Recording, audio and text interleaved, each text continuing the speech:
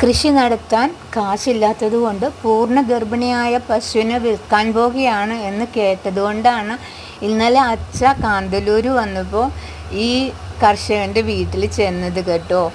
അച്ഛ അവിടുന്ന് വീഡിയോ എടുക്കുകയാണ്. പശുവിനെയാണ് ഫോക്കസ് ചെയ്യാൻ ഉദ്ദേശിക്കുന്നതെങ്കിലും അച്ഛയാണ് കേട്ടോ.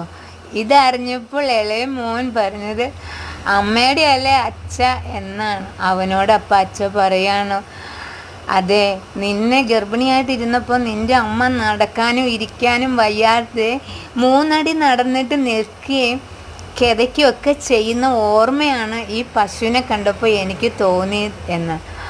അവൻ ഒന്നും പറയാതെ ഫോൺ കട്ട് ചെയ്ത് ഓടിക്കളഞ്ഞു.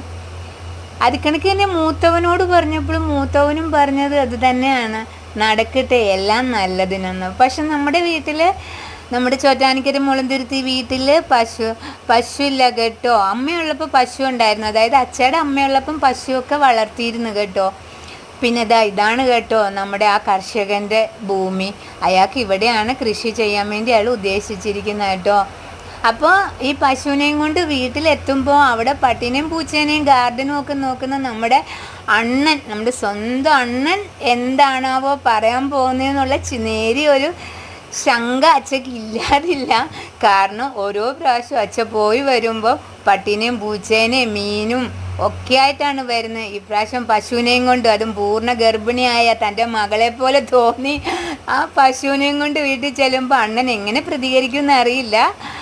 എന്നാലും അച്ഛക്ക് വിഷയമില്ല, അച്ഛ അങ്ങനെയാണ്. അതെ, ഈ മോടെ അച്ഛ തന്നെയാണ്, ഒരു സംശയവും ഇല്ല.